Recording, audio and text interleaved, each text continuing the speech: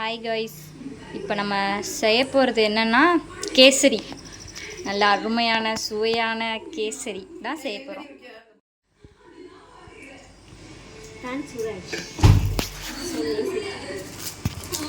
கொஞ்சம் பேன் சூடாகணும். நெய்லாம் அப்படியே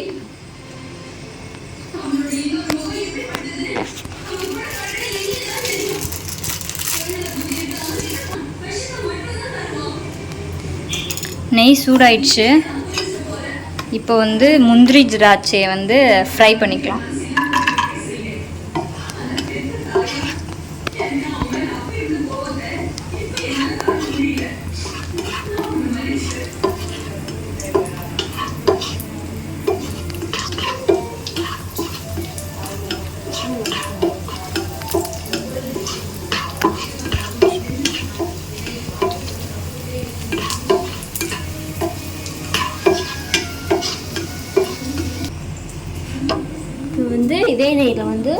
இதே நெய்யில் ரவாவை நல்லா கலர் மாறாமல் வறுத்துக்கணும்.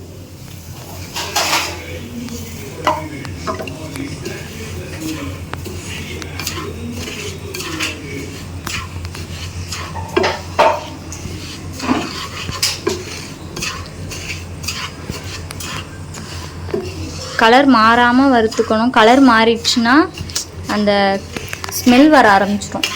ஸோ அதனால கலர் மாறாமல்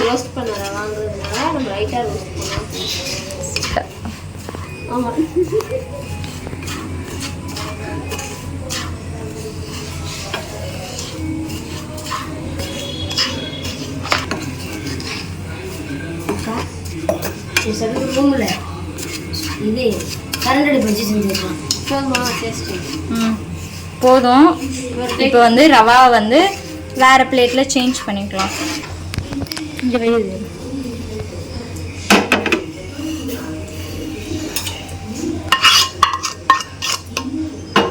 இப்போ அதே பேனில் தண்ணி ஊற்றிக்கணும்.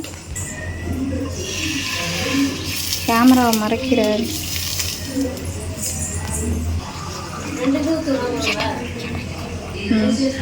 ரெண்டு ஊற்றணும்.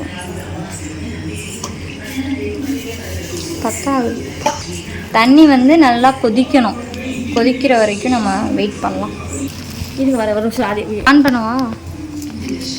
இப்போ நம்ம கலர் தண்ணி கொதிக்கிறப்பே கலர் பவுடர் சேர்த்துக்குவோம். இது நல்லா கொதிக்கணும். அப்போ தான் இந்த ஸ்மெல் வராது. ஓகேவா ஃப்ரெண்ட்ஸ்? கேசரி பவுடர் முடிஞ்சிட்டு ஃப்ரெண்ட்ஸ். அது முடிஞ்சிட்டு அடுத்த பொடி சேஞ்ச் த கலர் பொடியாக மாட்டுது. போதும். தண்ணி கொதிக்க ஆரம்பிச்சிட்டு இதில் ஒரு கப் சுகர் சேர்த்துக்கணும். நீங்கள் ஒரு கப், இந்தால நாங்கள் ஒரு கப் எடுத்துக்கிட்டோம்.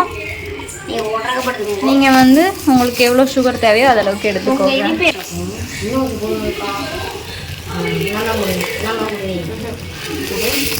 ஸ்வேதா அந்த கையால் கொட்டு ஸ்வேதா. இப்போ நம்ம தண்ணி கொதிச்சு வர ஆரம்பிச்சிச்சு. நம்ம சுகர் எடுத்துருக்கோம், ரவா எடுத்ததுலேயே இப்போ சேர்த்துக்கோங்க.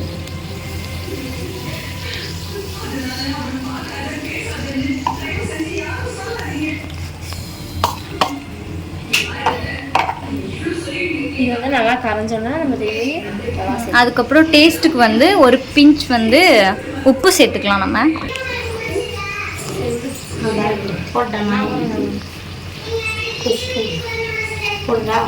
டேஸ்ட்டுக்காக ஒரு பிஞ்ச் உப்பு போட்டுக்கணும்.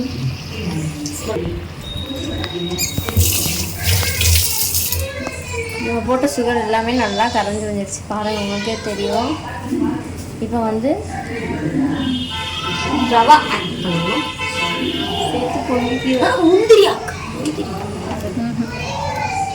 நம்ம நெய் ரோஸ்ட் பண்ணனால கெட்டி ஆகாது. கொஞ்சம் கொஞ்சமாக சேர்த்து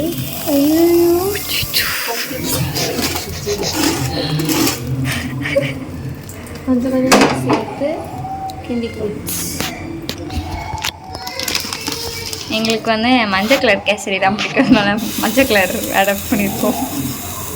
உங்கள் கலருக்கு நீங்கள் உங்களுக்கு எப்படி பிடிக்குமோ அப்படி சேர்த்துக்கலாம். ஃபுட் கலர் கறியை கொஞ்சம் அரிச்சு போட்ட கறி ஆஃப் பண்ணிடுவாங்கம்மா. திராட்சை மந்திரி முந்திரி இது வந்து இப்போ ரவா வேகத்துக்காக ரோஸ்ட் பண்ணிப்போம்.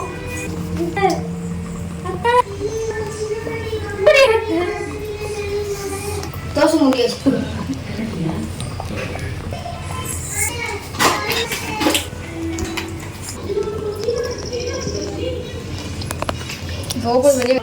இப்போ ஓப்பன் பண்ணி வெந்துருச்சா என்னன்னு பார்க்க போகிறோம். இன்னும் அரைகுறை வேவல். நம்ம ரோஸ்ட் பண்ணதுனால மட்டும்தான் இது கட்டியாகாமல் இருக்குது, இல்லைன்னா கட்டியாயிருக்கு.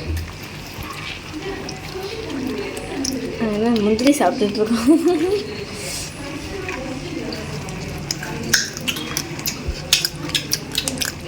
இன்னும் இது ஒரு 2 minutes வேகட்டும். தியா தப்பு கொண்டு நீ காட்டாத பாரு, பரவாயில்ல.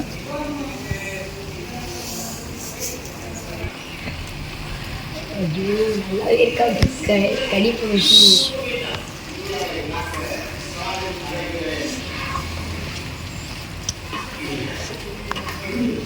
அப்போ ஓடுல இருக்கலாம்.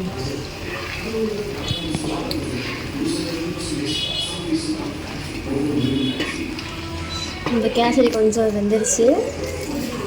இப்போ லைட்டாக கொஞ்சம் கொஞ்சமாக நெய் சேர்த்துக்கணும். ஃபைனல் டச் வந்துடுச்சு ஃப்ரெண்ட்ஸ், ஃபைனல் டச். நம்ம நெய் கொஞ்சம் ஆரம்பத்தில் எல்லாத்தையும் சேர்த்துட்டோம்னா நெய் டேஸ்ட்டே இல்லாமல் போயிடும், ஒரு மாதிரி பிசு பிசுன்னு வந்துடும். நம்ம செய்யும் போதே கொஞ்சம் கொஞ்சமாக சேர்த்தா தான் நெய் டேஸ்ட் இருக்கும், அப்போ தான் ருசி கொடுக்கும்.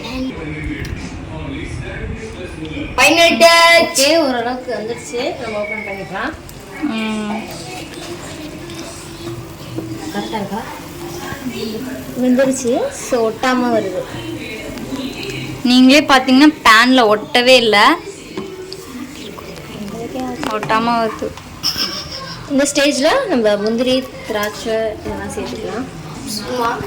மல்லிச்சாரல் மாதிரி தூக்கி விடுவோம். கையில் மறைச்சிக்கோ தேய்ச்சிக்கோ. நட்ஸை நம்ம எவ்வளோக்கு போடுறோமோ அவ்வளோக்கு டேஸ்ட் கொடுக்கும். தகுந்த மாதிரி நம்ம போட்டுக்கலாம். இப்போ வந்து ஒரு கிண்டிக்கலாம். அடுத்து வந்து நம்ம யூடியூப் சேனலில் கேசரி ரெடி ஆகிடுச்சு. எல்லோரும் வாங்க ஃப்ரெண்ட்ஸ் எங்கள் வீட்டுக்கு சாப்பிட. இதுவே எடுக்கல, எதையுமே பண்ணாத உட்காந்து பிடிக்கவே இல்லை பாருங்க. Almost kesari ready. எனக்கு தட்டே. ஓகே வெற்றி. பண்ணிட்டா